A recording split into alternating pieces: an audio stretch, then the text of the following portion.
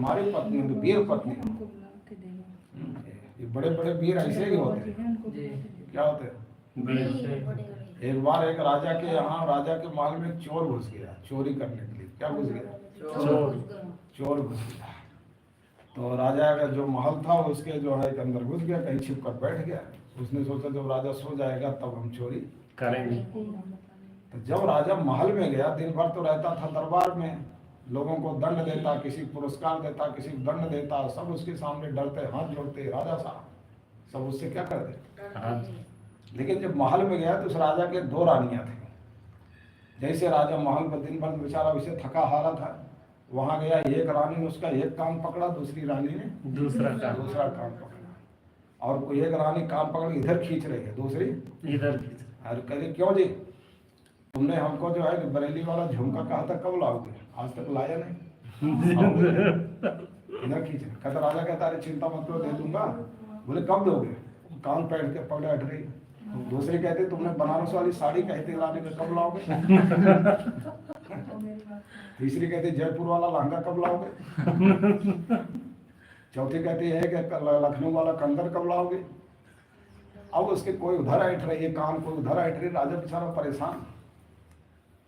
तो चोर ने देखा, छुप कर देख रहा है। चोर बोला कि ये तो कैसा कमीना राजा है, दिन भर तो लोग ये सब इससे डरते हैं, राजा साहब करते हैं, किसी को फांसी की सजा सुना, इसको फांसी दे दो।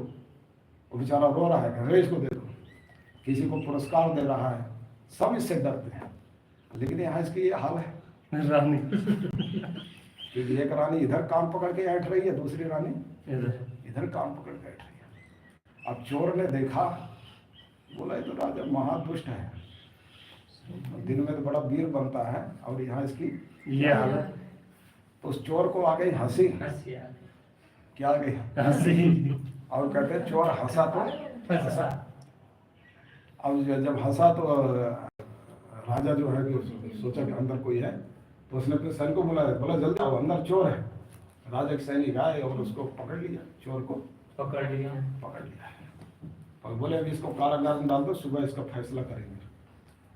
अब सुबह हुआ, दरबार लगा राजा का। राजा आया, मंत्री सेनापति सब इकट्ठा हुए। राजा ने कहा कि हमारे महल में घुसा था, ये चोर है, चोरी करने के लिए घुसा था, बोलो इसको क्या सजा दी जाए। सबसे पूछ रहा था मंत्री आदि से। तो चोर बोला कि राजा साहब जो सजा देना हो देना, पहले मेरी एक बात सुन लो। क्या सुन लो? बोला कि चाहे जो सजा दे देना, फांसी देना अभी दे दो। मैं तो जहाँ चोरी करता हूँ, पकड़ा जाता हूँ, सबसे कहता हूँ मुझे फांसी दे दो, लेकिन कोई देता ही नहीं। फांसी देना अभी दे दो, कोई हमको चिंता नहीं, लेकिन एक सजा मत देना। राजा बोला फांसी से बड़ी कोई सजा होती, फांसी नाम सुनकर अच्छी थी हालत खराब है, तो कहता फांसी दे दो, लेकिन एक फांसी से बड़ी कोई सजा होती।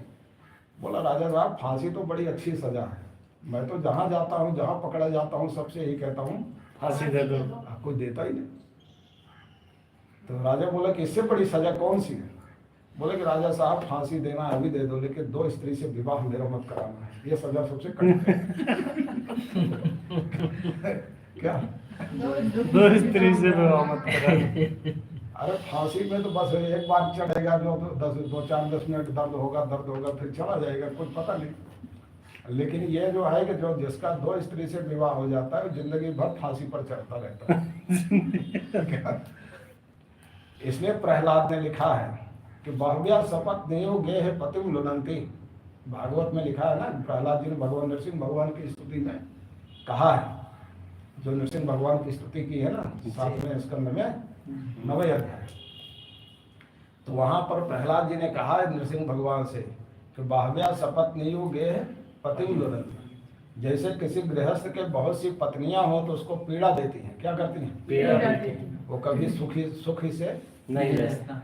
तो वैसे कहते हैं महाराज ये जो जीव है, इस जीव के 10 पत्नियां हैं। एक राजा की 2 पत्नियां थी तो उसकी हालत खराब थी। इस जीव के कितने पत्नी? 10।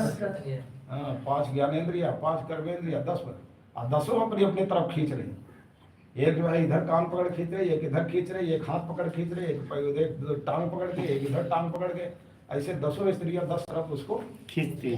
तो बताओ बेचारा सुखी कहाँ रहेगा? सुखी रहेगा नहीं। तो ऐसे इनके हाल है। तो इसलिए पुरंजन कहता हम बड़े वीर आदमी हैं। क्या है? वीर आदमी। ये जितने